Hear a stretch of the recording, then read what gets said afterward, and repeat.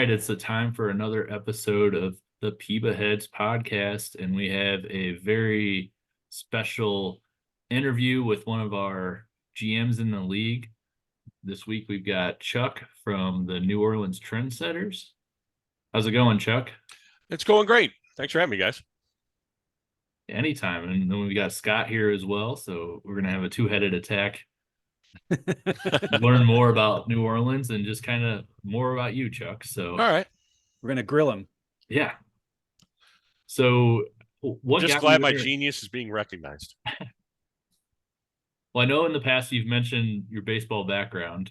Mhm. Can you tell us a Yeah. little bit for those that might not have seen Sure. you talk about that? I had an almost 20-year career in professional baseball as a broadcaster in the minor leagues. I started out as an intern with the Kane County Cougars in the Midwest League. Actually, the hat you're wearing is from the Midwest League there, Sean, the Quad City River Bandits. And then went to single A with the High Desert Mavericks in the California League, and then to double A. And, while it's with the Cougars, we were an Orioles farm club. When I went to High Desert, we were a Marlins farm club and then an Orioles single A farm club. Then went to Jacksonville, Florida, all the way across the country, and was the broadcaster for the Tigers double A affiliate. And then after 2 years there, I moved up to AAA, 12 years in Nashville, Tennessee, um, 7 years as a Pirates affiliate, and 5 years as a Brewers affiliate. And got to meet some great people along the way, got to meet some great players, especially in Nashville with the Brewers. We had Prince Fielder and Nelson Cruz and Ryan Braun and Ricky Weeks and a whole bunch of guys. Trevor Hoffman on a rehab assignment. That was a lot of fun. Had a great time with it, but I was getting into my 40s. And while I'd had a few interviews with major league teams, it never really panned out. A lot of times it was, hey, we would love to have you for radio, but we have a TV opening right now and what have you. And so, in my mid 40s, I was like, okay, I think it's time to do something else. My shot to make the major leagues has probably passed me by. And the minor leagues are minor in every way, especially the pay. So I left professional baseball, and now I live outside of Cleveland, Ohio. I work as a energy and manufacturing consultant, and I've been doing that now for about 10 years. And got to OTP. I was always interested in baseball games of strategy, everything from Status Pro Major League Baseball, which was kind of a competitor to Stratomatic. And then I actually did the voice as a color commentator on a video game called High Heat Baseball for 2 years. That was on PlayStation 2 and the original Xbox. It's I think it was widely considered to be one of the greatest, simulation sports games, prior to games like Out of the Park and the other one escapes me, but there were two of them that kind of really thought that PlayStation game nailed the simulation component really well. Yeah, Front Office Sports might have been the other one. They had a pretty Yes, good correct. baseball game. Yeah. Um, and I got involved in that because they came out with a version, and I think they had a version in 2001, I think, the first version. And for some reason, it had Nashville Stadium, Greer Stadium. And we couldn't really figure out why, because our stadium was old. It wasn't really that great. It didn't have like the old school charm of Wrigley Field or anything. And so I contacted 3DO, the company that made the game. And I was like, guys, I'm really happy you put our ballpark in here. It was like there were only two minor league ballparks that were in the game, and the rest were all major league stadiums and old stadiums like Ebbets Field and what have you. And I was like, this is great that you guys have it in there, but why? And they told me that the producer of the game was from near Nashville, and the designers had kind of done it for him as a gift and put it in the game. And then the relationship developed in that we were a Pirates farm club for a horrible Pirates team and a horrible Pirates system. and guys were going back and forth so much. I mean, everybody in Pittsburgh was a 4A player, and everybody in Nashville was pretty much barely AAA. And so they would call me up when they were designing the game and coding the game, and we're like, we don't even know, what does Bronson Arroyo throw? We have no idea. We saw this guy for like 2 innings. What does this guy hit? Is he a power hitter? Is he a line drive hitter? All this stuff. Just kind of scouting reports on the guys. And then after a couple of years, they asked me to audition as the color commentator.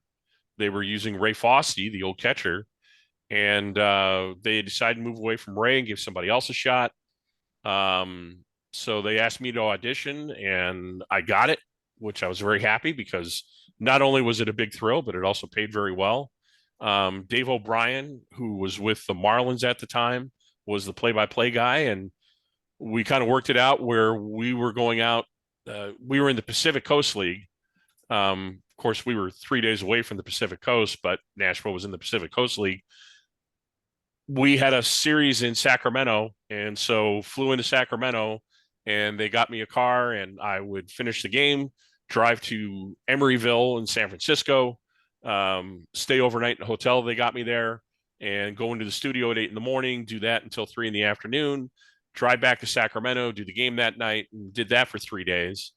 And and so that was a ton of fun. And I think I soon found out that the reason they probably chose me is I was probably cheaper than anybody in the major leagues they could get. So yeah. And then, I started with OOTP probably around OOTP 4. We had a couple guys in the press box that were playing different games. There was another game where you drafted players, like old time players. It was almost like a stock market game for like old time baseball players. I can't remember the name of it. And then this game OOTP came out, and I think it was like OOTP 4 was the first one I played, and I was like, this is great. Wasn't that interested in the graphics, which OOTP 4 really didn't have anyways. And it was just such an outstanding game, and just so deep, and not nearly as deep as it is now. And yeah, didn't really do too many online leagues until this last year. Saw a post in the OTP forums, and really, I looked at the PEBA, looked at PEBA, and it just looked like the type of league I wanted to join. A really involved, deep league that had a lot of history behind it, and really relied on participation of the GMs, which we have as far as writing and everything else. And that really kind of spoke to me, and I applied and was able to get a team. And here we are.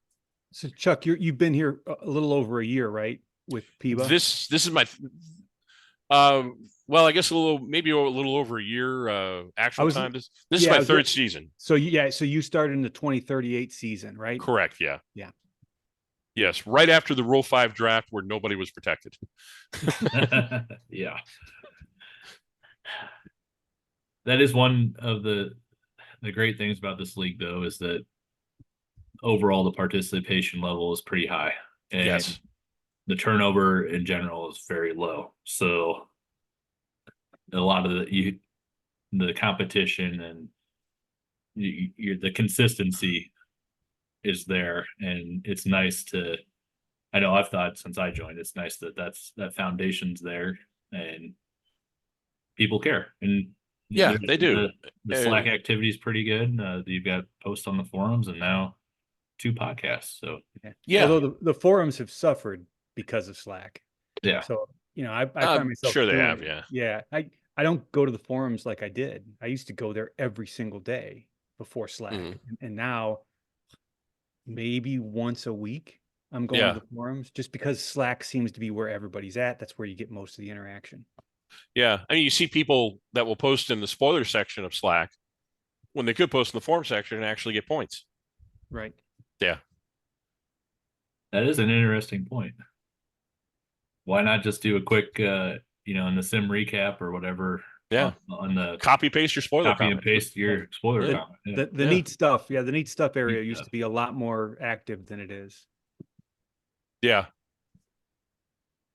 Well, maybe we'll have to change that. I was gonna say maybe between the three of us, we can the sim tonight. We can Bring it back. Bring it back. Yeah, there we go.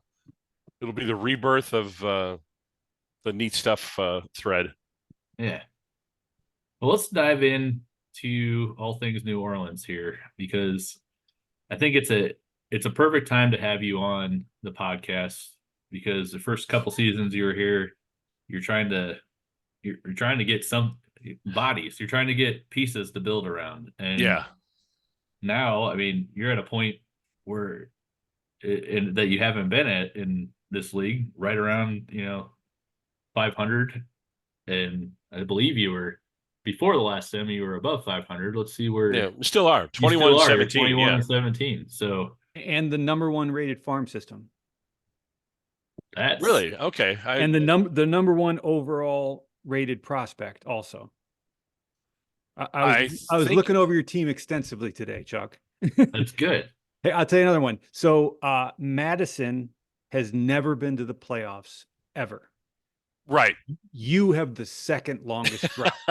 It's 30 years. We made the playoffs, I think, the first 3 years of the league and haven't made it since.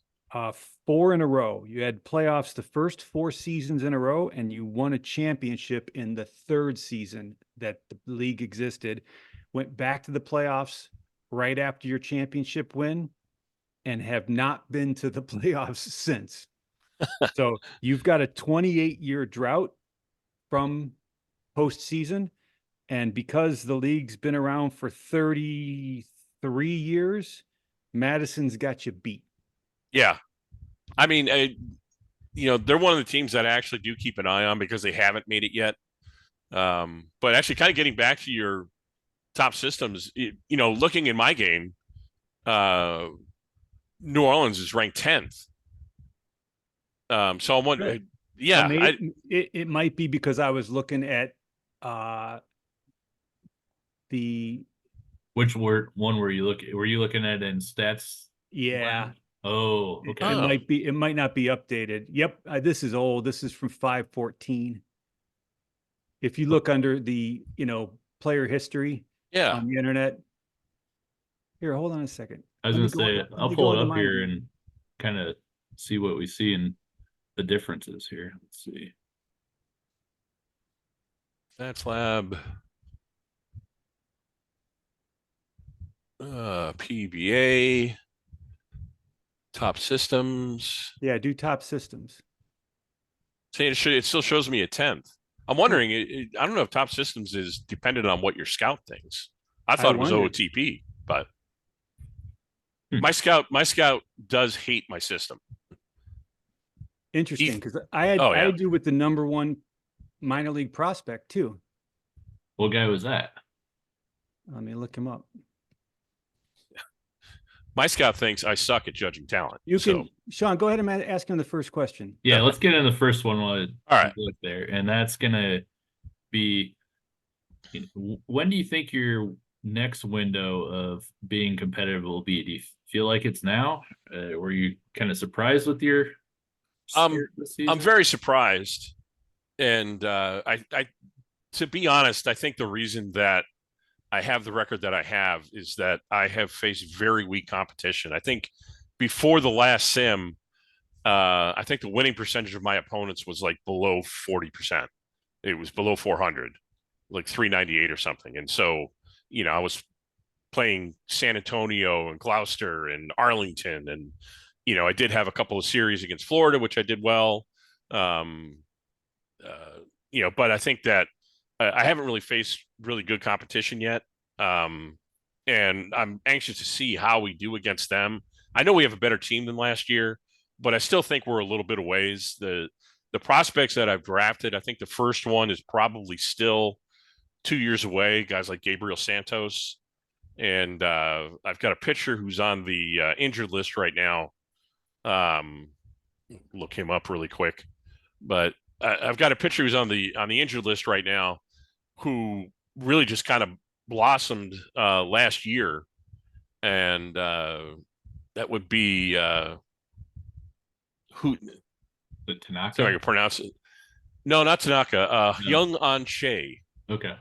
he was a guy that did nothing for 3 years in rookie ball and short season A, and then he just kind of blew up. And he's got he's turned into somebody who's going to be a pretty good prospect for me. And he is 22, and so he's probably a year or two away. He'll be in Double A for the first time this year. A couple of other guys like Biko Walton, an international free agent. He's not going to be a franchise catcher, but he will be a better catcher than I've had.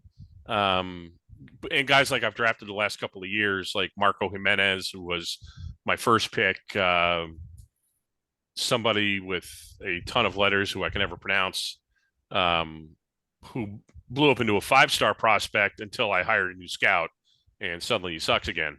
All those guys are still like 19. That second baseman. Yeah. Samirakami.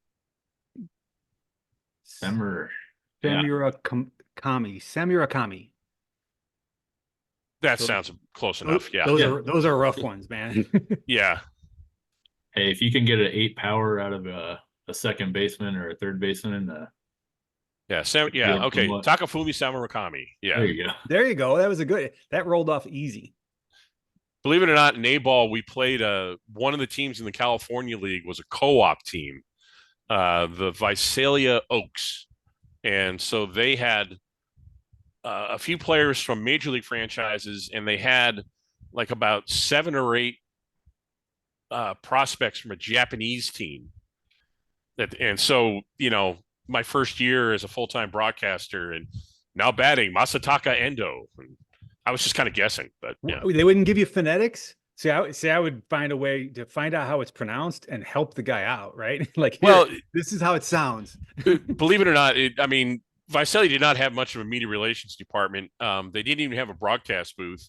We were basically on a catwalk outside with a phone line that went from our cheap little equipment into the PA announcer's booth.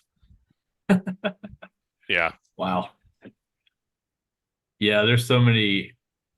I want to pick your brain sometime because there's so many things that I've seen over the years. Oh, that I've seen it. I've seen guys tossed out during home run trots.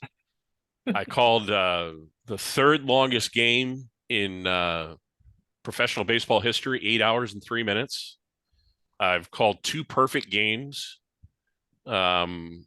which is just extremely rare. And in a league that's only had 4 in their entire 110-year history, I called a guy getting impaled by a shard of bat. I've called a game in the middle of a forest fire. It was. Oh, that's crazy. Yeah. I think my favorite one was in AAA. I called a game that had the official lowest attendance ever in baseball history, which was absolute 0. Charleston did a promotion where they didn't let anybody in after the 5th inning when they officially had the attendance. So they didn't let anybody in there. And it was a pretty funny promotion. It was Mike Veck, who was a genius at it.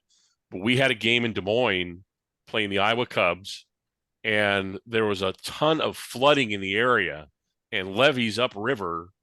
And it was either the Des Moines River or the Raccoon River, because the 2 rivers meet where the stadium is. It's Sec Taylor Stadium. And the levees were breaking upriver. And we had already had to cancel 2 of the games. And we kind of had to get the game in. Otherwise, we would have only played out of a 144 game season, only like 142 games. And we were in first place. And so the whole league would have cried. And so what happened was we had to make a deal with the city. And the levee actually went through the parking lot of the ballpark. And so we had to make a deal with the city. The only people who could be in there were the players and the coaches, the groundskeepers, 4 front office staff. I was allowed to be in there to broadcast back to Nashville. They were not allowed to have a PA announcer. They were not allowed to have, they couldn't shoot fireworks off after the home runs. They could not broadcast their own game. They did not. We had to do it in the daytime. We couldn't play at night. They didn't want anybody knowing that we were playing.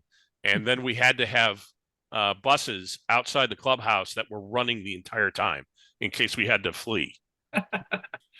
And so, I remember calling the game in Sec Taylor Stadium. It's a pretty big stadium, and calling the game and seeing our players turn around in the dugout because they could hear me through the window because there's no crowd.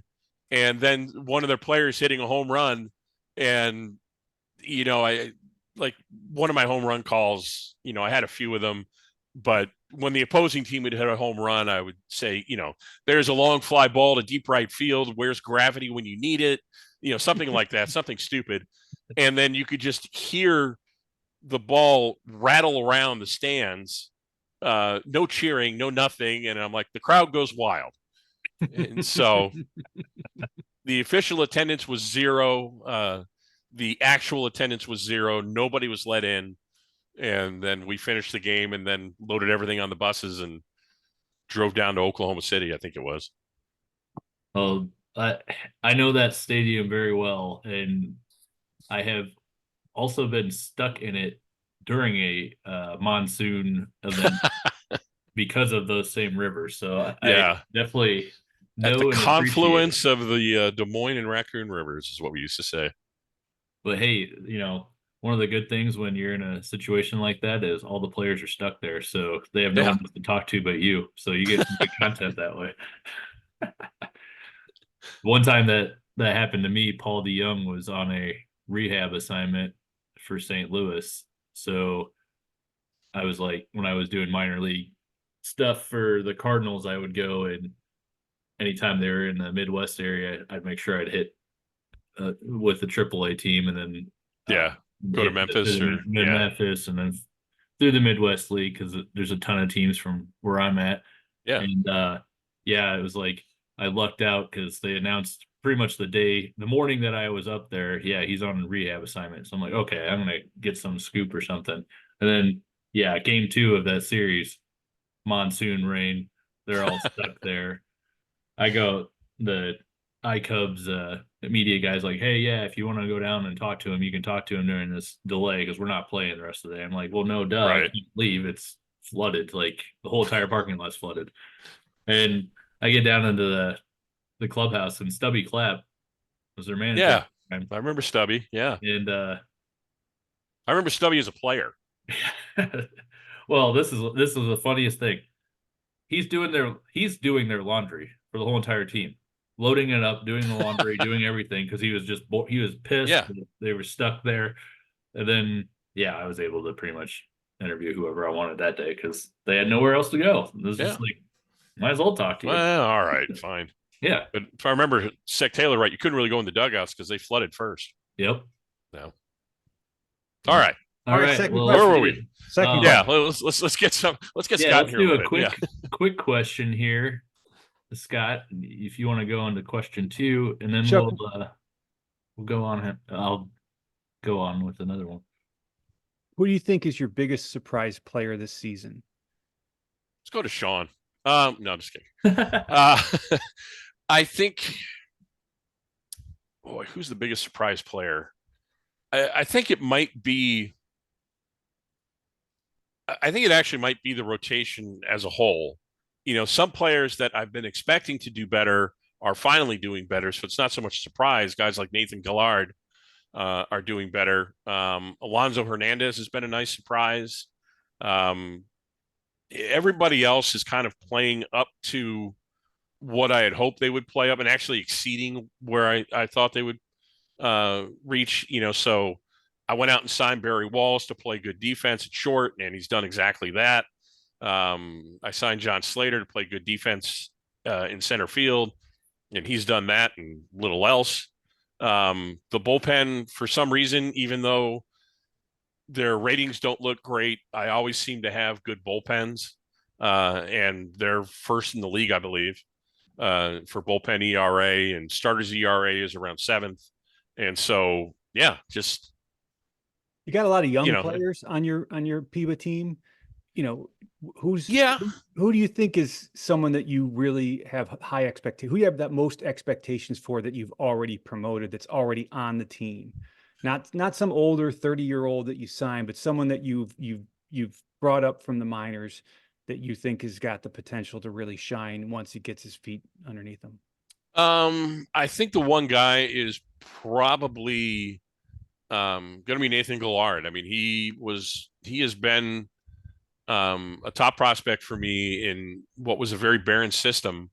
He was a really good pick by Reg LeBlanc, the old GM, and he just seems to have been stuck the last 2 years.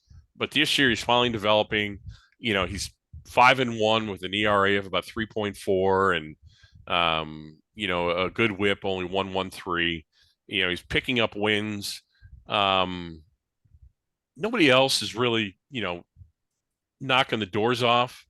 As far as young players, Michael Bastide or Michel Bastide. I was going to say you got one of the greatest nickname players. Yeah, the albino rhino. Yes, he's named after Craig Wilson, the old outfielder first baseman for the Pirates. Did you pick that nickname, or was it generated? Yes, I did. I picked that one. Yeah, they used to call Craig was like about 6'4", 225 pounds, and just a big, huge guy with incredibly light blonde hair, incredibly bright blue eyes. And so he got the nickname the albino rhino because he was a big power hitter. And so I wanted to. I remember that nickname. I was like, who am I going to give this nickname to? It wasn't a matter of whether or not you used it. It was who you used it on. Right. And so I chose Michel Bastide because he was 6'6", and really, I don't think anybody's above 220 pounds in this game, but he was 6'6", so he became my automatic albino rhino as somebody that I thought, wasn't going to be released next year, might stick around for a while and, fit the name a little bit. Well, before we get into our next question, we're going to take a moment to focus on, help pay the bills here, get a sponsorship commercial break, and then we'll be back into the rest of our New Orleans interview. Okay, fuck you is anytime. Okay, fuck you is anywhere. No cause any.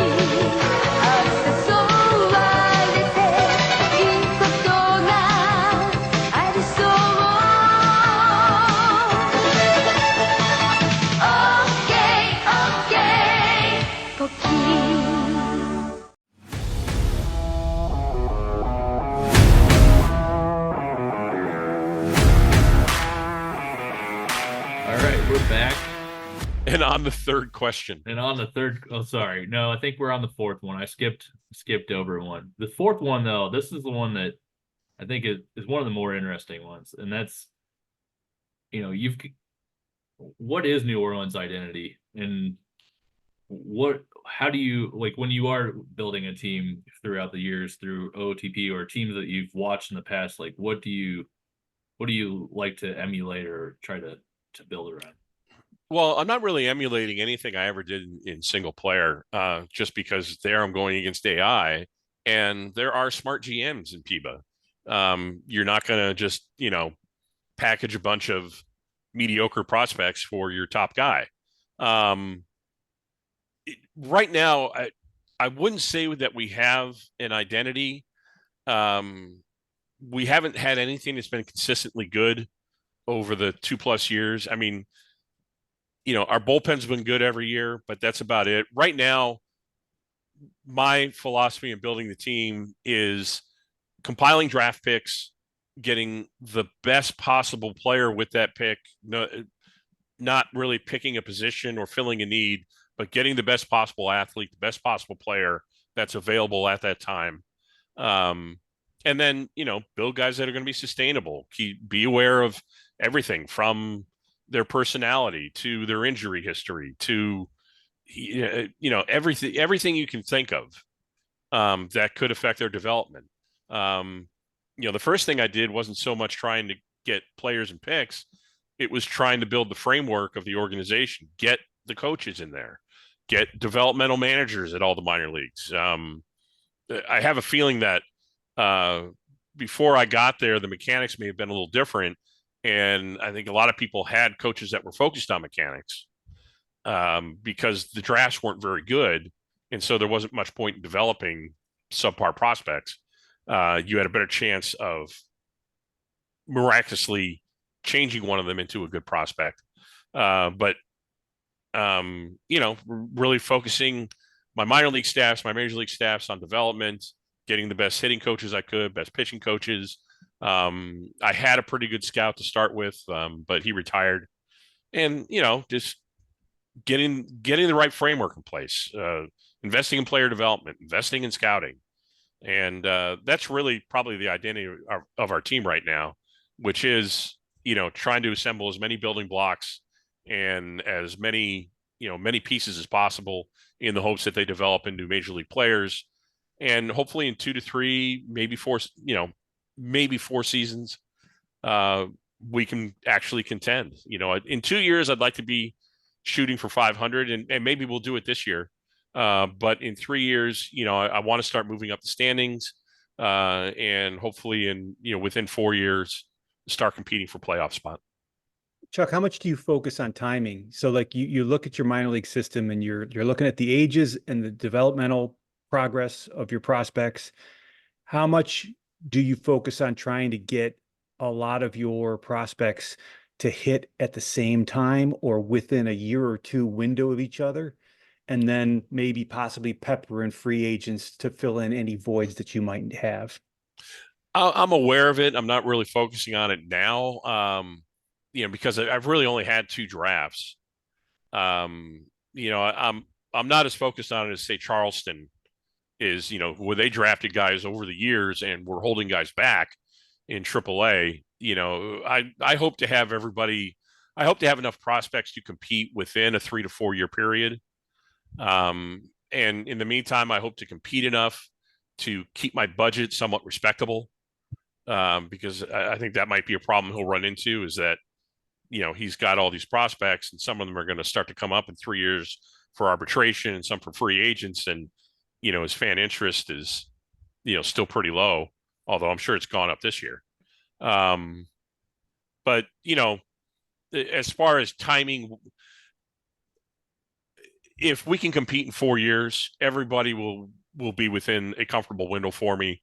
And maybe the year before that, if we hit 500, start investing in free agents, hopefully having the budget to sign somebody who is a star player, somebody who can really anchor a rotation or really, back clean up for me or something like that. You don't seem, sorry, this is off script, but you don't good. seem you don't seem to be afraid of making trades. So I look back, you've made, according to my count, and I could be wrong because I screwed up your position in the top prospects list, but I counted 13 trades since you've been in the league. That might be more trades than I've made in the last 10 years. That's a pretty decent amount of trades for, I think, 2.5 seasons, right? 2.5 seasons. Yeah. And really, they're almost all my trades are for picks. If I've kind of had one steady thread, it's been probably trading bullpen arms for draft picks, because I don't believe in it. What's funny is that the one area I'm definitely not concentrating on is the bullpen, because I don't think there's much point in having a really good bullpen to take leads that they don't get. Yeah. So it's one of the last pieces for you to complete when you've got a team. Yeah. Yeah. I mean, I know you need it to compete for a championship, but the one thing I definitely haven't done, if anything, I've maybe signed good relievers in the offseason with plans to trade them for picks to teams that, do need a bullpen. So, one of the first trades I made was for Hideo Mura to Toyama. And I probably didn't get enough. I got like a second and a third round pick for that. And, he's turned into one of the best relievers in the league and a shutdown closer. But he really didn't have a role on my team because the picks we weren't winning. The picks were more valuable to you. That's how it works. Yeah. And so, I try and trade for picks, second, third, fourth, fifth round. Oh, okay, there we go. Hideo Miura, yeah. I kind of wish I'd gotten more for him. Um, so trying to pick up those mid-round picks for kind of, successful middle of the road relievers. I did manage to pick up, I did have a prospecting international league that I signed as an international free agent last year. A first baseman who was 16 years old. And so my thinking after I did it and spent actually quite a bit of money on him, I was like, okay, I can kind of find a first baseman almost anywhere. And this guy still has like 4 or 5 years of having to develop before he gets there. And to your question, Scott, before, he might be outside of the window I'm looking at. And so I traded him along with a 5th round pick to Havana for a 1st round pick and a 4th round pick. So, that's what I've been doing, is just trying to collect picks so that, in the higher rounds, so that I can get those building blocks. And that's a way of timing, right? If you're trading for picks, your picks are going to be what, 18 to 22. So that's a window. Yeah. If you've got enough of those in the right window that will come of age at the right time. And like I said, and then pepper it in with, that free agent first baseman, or maybe left fielder, then you can really compete. Yeah. And, that's the plan. There are certain positions that are, easier to fill. Corner outfielders, first baseman. I know within 5 or 6 years, I could probably find a good first baseman. And there isn't any, there isn't any guarantee that the one I had that was 16 years old was going to develop into what I'd hoped. I hope it works out for Havana. My goal in making the trade wasn't that he would fail for Havana and I could say, ha ha ha, I win. But I mean, you guys have talked about it before on past podcasts. The goal of a good deal is one where both sides win, not where I put one over on you and now you'll never trade with me again. Right. That's a bad idea when you got a limited resource. Yes. Yeah. So I'll just roll right into another one. So what would you change about PEBA, if anything? I know you've been here for 2.5 seasons. I'm sure that's enough time to get a feel for the league. Is there anything that you think could be done differently? I would shorten Sean's theme song. I think 60 seconds of death metal to open up the PEBA broadcast. I'm not sure if that's necessary, but there's one I've kind of gone back and forth on, and it's allowing coaches to sign elsewhere. To me, it's just not realistic for a guy to be a legendary coach and be stuck in rookie ball or short season A ball until he retires, and then keep re-signing for less than 6 figures.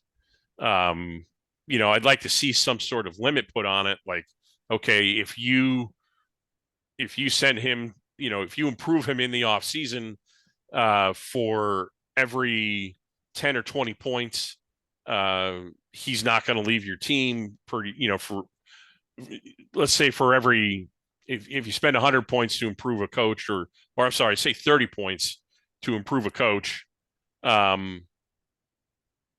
maybe for every 30 points you put in or every 10 points you put in, he's with you for another year.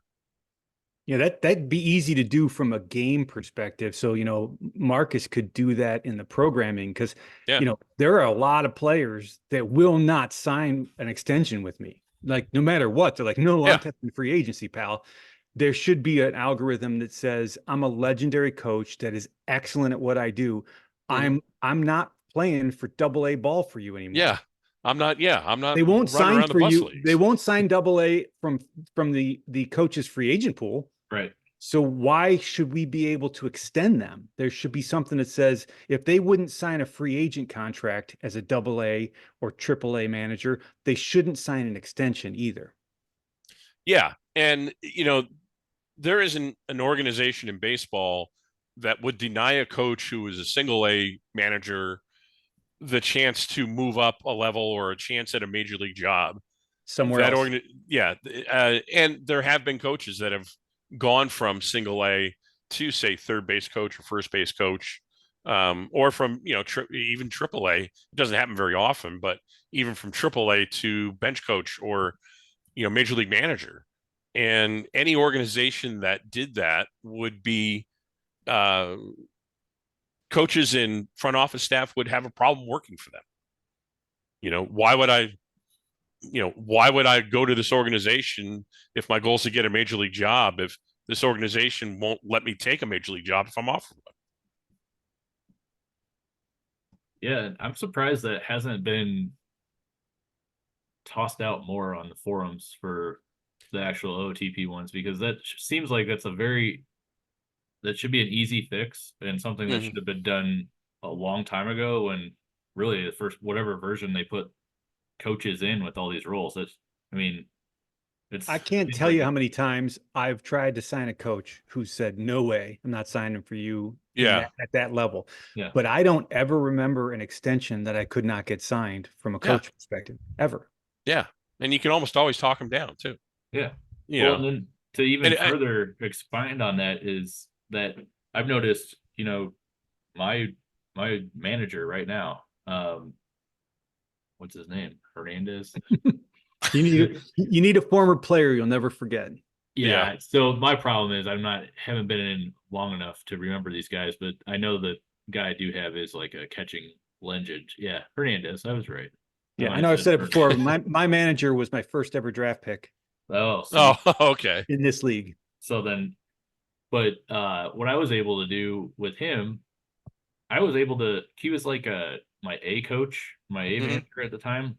I was able to do an extension with him for 3 years at $60,000, and then promote him to my major league manager. I didn't know I was doing it at the time, but at a huge discount. My point with this though is, like, as soon as you get promoted to another level, that should also trigger a renegotiation of that contract. Yeah. Because minor league managers and coaches rarely have more than a 2-year deal. Because player development, the heads of player developments change all the time. Yep. They just don't, there probably are exceptions, but they just don't sign long-term deals, which is why you don't really see, you don't see minor league managers staying with the same team forever. And sometimes they go down. Yeah. Sometimes they go down a level too. I don't think I've ever had someone in this game agree to go down. Like, not once. I think now you can't even, the game doesn't allow you to demote them. And I could be wrong, but I thought there was an option you could pick to allow coaches to be poached. And I think we just don't have it. But I think it is, it should be, if you are offered a job at a higher level, not a lateral move. Right. If you're offered a job at a higher level, you should be allowed the opportunity to accept it. Yeah, and then just say to the team that they currently are, do you want to match that, or are you letting them go? Yeah. Right. But you might have to that might be a little complicated. Well, but you might have to beat it, because if the guy's going to take the same money, he's going to prefer the higher level, right? Right. They're not going to take the same money to stay at AAA when they can go to the majors. Well, the money's not, unless it's outrageous, the money's not going to matter. Right. The goal is to get to the major leagues, because that's the only place you make money. Although, coaches aren't paid horribly. They're not, it's not like they're working at McDonald's, but, and some AAA managers do make a good living. Some minor league free agents get paid really well too. Yeah. Especially the high draftees that have the huge signing bonuses. So I remember seeing some of those guys, the difference between where they were living versus everybody else that was on the minor league team, night and day difference. That's all on their bonus. Yeah. Yeah. Those guys, the first 6 years, the first 6 years, they're pretty much making a set amount in whatever level, and it goes up. But after 6 years, and you can sign as a minor league free agent, we don't really assign a dollar value to ours. But I've known guys that have made $300,000 a year as minor league free agents, and a lot of it's just so that they don't have to take up a 40-man spot. Yeah. Well, there's a topic I want to get to for a different time, but it's in regards to when I used to go to the iCubs and doing coverage. It was around the same time where you had the Cubs group of prospects coming through of your Chris Bryant's, Rizzos, and yeah, it was crazy seeing where they lived right by the park and nice apartments, condos right there, compared to the other guys where they had them halfway across Des Moines in like little shared 2-bedroom apartment with 3 people in it. Or crazy. Or they're staying at the team hotel or whatever, or they're staying with a family. Yeah. There's definitely there. I know a lot of teams have the host family situation. A lot of the lower, especially the lower level. Yeah, those guys make nothing. So the topic that I wanted to get into, and it'll be next time with you though, is like, I've never understood why major league teams allow for things like that to happen. Like, these are your investments for the future. Why would you not make sure that they had at least the nutrition, the facilities, everything that they need to be performing at a higher level? Because it's like this old opposite mentality of, well, if you're going to be good, you're just going to figure out all this stuff on your own. And in the off season, they go on their own a lot of times for their workout programs. And that slowly over the years, the higher level guys, they'll put on a team led program or send them off to their spring training site in the off season or whatever. But for a majority of these guys, they're on their own. They figure out. They get, minor league players get, they get direction from the strength and conditioning coaches and the trainers. And most minor league systems have basically an overall minor league level strength and conditioning and training coach. And they go through each player like, okay, you need to start doing this and you need to start doing this. The ones that have gotten the large bonuses, they don't have to pick up the extra job. And a lot of the players, even at the lower levels, don't work in the off season. They work out. Yeah. Maybe they'll work at some baseball clinics, pick up a little bit extra money. Like private lessons for somebody that's in their area. Right. But I mean, it's a year-round job now.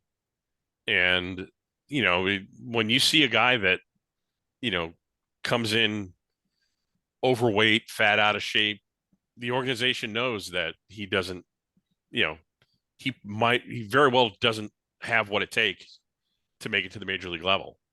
And, there are, like, when the majors took over the minor leagues a few years ago, a lot of that was because of the facilities in some of these minor league ballparks that were just old, and the cities couldn't, the teams that they had there couldn't, they just couldn't afford to upgrade them. And so some cities lost teams, and, the ballparks have gotten better. I know the ballpark in Nashville now, First Horizon Park. I haven't been there yet because I don't live there, but it's gorgeous. And compared to Greer Stadium, it's a cathedral. Greer Stadium. But they don't have the guitar anymore. Yeah, they do. They built a newer version of the guitar scoreboard. Okay. That was probably why you had the tie-in with the video game and the people there, but when you have that big guitar out well, I mean, it's something different. Yeah, the Sounds were partly owned by like a bunch of country stars. There was a guy named Larry Schmittou started the team, who was like Vanderbilt's baseball coach, but they had Conway Twitty was an owner, and Jerry Reed, the guy from Smokey and the Bandit was an owner, and it's going to drive me nuts, but he was the real deep voice on the Oak Ridge Boys. That old song, giddy up, a boom, bop, a boom. And he's the smallest guy. And what's funny is he's the smallest guy in the Oak Ridge Boys, too. I know who you're talking. What is this guy's name? Anyway. Whatever. In any case, he's a super nice guy. He was a little one owner and went to all the games, but yeah. See, like that's what I don't understand about just owners in general. Like, you did not make your money because of this baseball team. You were successful somewhere else. And then ones that come into, I'm going to go on a tangent because I'm a Cardinal fan, but you have the Bill DeWitt and DeWitt family who run it as if now that, well, we got to make a profit. We got to do it like a business. And it's like, Cardinal fans will show up if you win. They've proven that for 20 plus years. And then you have the year last year and then what they're doing now. And it's like, we gotta act like we're some small market team. And it's like, no, you are a bunch of rich dudes that are billion and probably close to trillionaires with all your properties. And you're gonna be like, we can't afford to go out and get another starting pitcher this offseason. So we're gonna go get two of the worst ones that were it's been a long time, I think, since any major league team lost money. Yeah. Maybe the Marlins. But even like, for example, when the Marlins won the World Series in 97, Wayne Huizenga, the owner, cried poverty, said, I lost $30 million. Well, then it comes to find out that, he not only owned the Marlins, but he also owned Joe Robbie Stadium, their old stadium. Yep. And so all of the revenue was going to Joe Robbie Stadium and all of the costs and expenses were going to the Marlins. Yep. So, when you don't get the money and you have to pay for everything, you lose $30 million. Turns out he made like $9 million. That's a good way to look like you don't have revenue and then say in Major League Baseball, I need the revenue sharing dollars. Yeah. The only thing I could think of, and they've got a good enough viewership, but the thing that drives Major League revenue is local broadcast revenue. Yep. And, the Cardinals have a pretty good package. They don't have what the New York Yankees have. New York Yankees make somewhere around like $300 million a year just on the Yes Network. Yeah. Look, the bottom line is, because I've argued about this, I am on the opposite end of this argument from both of you guys. But having said that, I admit that in Major League Baseball, there's not a lot of transparency. So we can guess. No, you're right. Yeah. We can guess a lot of this stuff. But I will tell you this. Anybody who thinks that the Yankees owner is losing money is crazy. Okay. Oh, exactly. They spend a ton because they make a ton. Yep. So we expect the small markets to lose money, but we don't expect the Dodgers or the Yankees or the Red Sox to lose money, but they never do. Right. There's just so much revenue coming in there. It's impossible for them to lose money. Well, I don't think any of the small market teams are losing money either. They're not making what the Yankees are making. Right. But, and it is a business. Look, it's a business. We don't ask the players to play for free. So we shouldn't ask the owners to own a team for a loss. Yeah. Now, when's enough? Okay, fair enough. But I would love to see Major League Baseball do some revenue sharing like football. Football is a far more competitive sport in this country because of the TV revenue is shared. Well, it's because it's all national. Right. But it's all national money. It's all a national contract. Then do that with baseball, right? Well, because ultimately, I think baseball, you can get me, I could go forever about the blackout policy in baseball because living in Iowa, I have 6 teams that are blacked out that even if I buy the ticket, I can't watch. They need to do something about streaming when it comes, because look, the cable TV is not something that young people watch, right? No, and actually the revenue structure that it's based on is completely bullshit. Like, you'll have a team like the Texas Rangers that does not get any ratings, but they get dollars based on the metropolitan area or the amount of subscribers to these cable networks that never watch Rangers games. Old women who don't watch the channel but pay for the channel. Yeah, the Cardinals are like the number 1 or number 2 rated in team in amount of viewers in baseball, but that's what this new change they're talking with the regional cable networks going bankrupt and what they're going to do.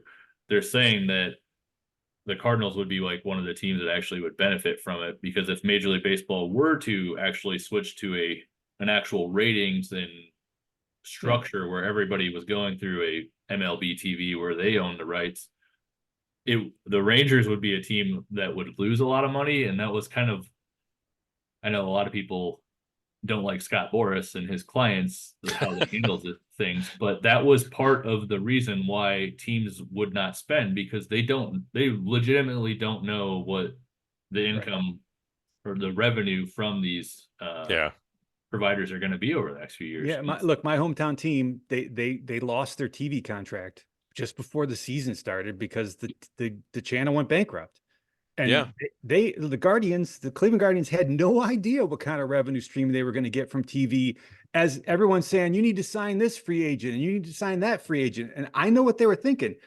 We have no idea what our revenue from TV is going to be. And they have one of the lowest attendance ratings, despite the fact that they win. Nobody shows up, and they say it's because of the weather. It is because of the fact that this, that, or the other thing. The bottom line is they have abysmal attendance ratings. They're in the bottom 3, 4, 5 every year, whether they win or not. Doesn't matter.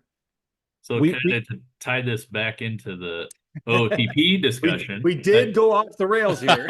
No, this kind of, it's a question that wasn't on there, but how much do you, Chuck, pay attention to your team's attendance, and how often are you adjusting ticket prices, or, how in the weeds do you get with that?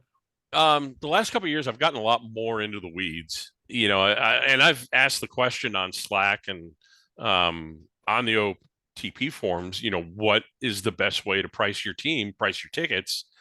And I have a goal of keeping my stadium about 80% full, between 75 and 80%. And this is the first year I've been doing it from the start of the season. And, mainly because I don't want to sell out every game, because I'm afraid I'm leaving money on the table if I do that. But if I can, get my ticket as high as I can go and keep it about 75, 80% full, I'm probably maximizing my revenue. And that's the goal. Maximize the revenue that I can. I need to play around with, this year I kind of jacked my season ticket prices up, and it backfired on me. So, I have a lot fewer season tickets than I normally do, and lost season ticket revenue. But I've lowered my ticket price now. I think I started out the first sim at like $16, and now I'm up to like 19. And I'm averaging a little under 40,000, or actually no, a bit above 40,000. And if I can get that to like 42,000 and be pretty steady, I'll still, I'll have a few sellouts on the weekends. I'll have a few Mondays where maybe I'm drawing 30,000, but I'll pretty much, I think, be maxing out my revenue. And so, yeah, I do keep a pretty good eye on it. And, the next thing I need to do is tinker with what's the best price for season tickets. So I need to charge more for season tickets than regular season, or do I need to charge lower to get that automatic attendance in there? But yeah, and we'll see. But yeah, this league has actually made me go deeper into the weeds into almost every category, like I have never done before. Chuck, you need to increase your seating. You're at 50,000, and you need the ability to tweak that to the highest level when the timing is right. And you're 15,000 below me. You need to increase your seating. But other than that, you're right. You got to stay on top of that. You got to increase it when you're selling out. You got to find that sweet spot on selling out and maximize that revenue. It takes a little bit of effort, but I don't think enough people pay attention to this. Sean is very, very good on this subject. He knows what he's doing. I think that there is a lot of value in paying close attention to your ticket prices and your attendance.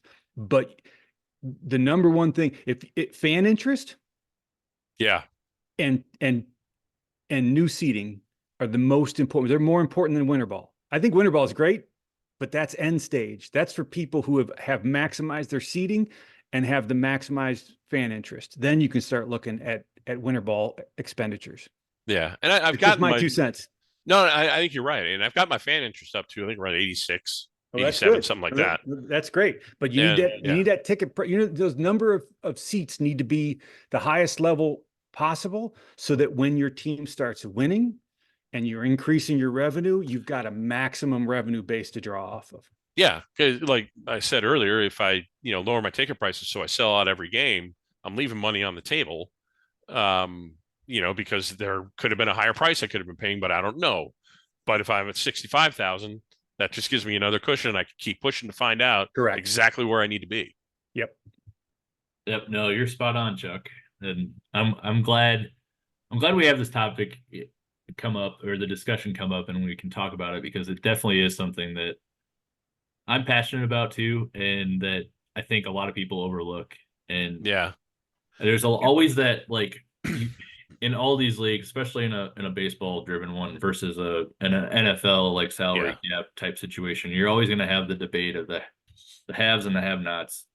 And my big thing is, if you're a have-not, you got to be doing everything you possibly can to maximize your revenue before you start saying, it's not fair. I can't compete with the big boys. Like, if you're doing everything right and then you're still not, like, I have total empathy for that situation. Like, yeah, let's figure out how that works. But like, yeah, like if you're with your tickets, you're selling out every game, but you're not raising the price up. Like, come on, like, what's there to lose? The more success you have affects your market size. Yep. And so, Yuma, Arizona could be an astronomical market. Yep. And and one thing that OTP does not reflect, that is in real life, is it is beneficial for teams to limit their seating capacity, because the fuller that your stadium looks, the more desirable your ticket and the more you can charge. In sports, it's called the Spoelstra theory, where the Spoelstra theory is basically you have a pyramid of champagne glasses, and you take your best date and you fill that up. And when you fill that up, it starts spilling out into all the other ones. And your goal is to basically take your best dates, make sure people can't get a ticket for it because it sells out right away. That causes your next most desirable date to do the same thing, and so on and so forth. And it was by John Spoelstra, who used to run the Portland Trailblazers. And it was a marketing book that a lot of teams follow. But one of the things he said is that, you don't want to have this. It'd be great to sell out 60,000 seats, but it'd be worse to have it only 1/3 full. It's better to have a 2/3 full of a 30,000 seat stadium than it is to have 1/3 full of a 60,000 seat stadium. Yeah, sellouts can be contagious, right? They can make people say, "Oh, that's something I'm supposed to see. I better get my tickets now because they might not be available." I just don't know if that is written into OOTP at this point. I don't think it is. I haven't seen anybody's fan interest go up because they've sold out every game. Right. Right. No. Well, hey guys, we're running out of time, but I want to thank you both for your time today. Chuck, we'll have you on again. There's so many stories we can get into.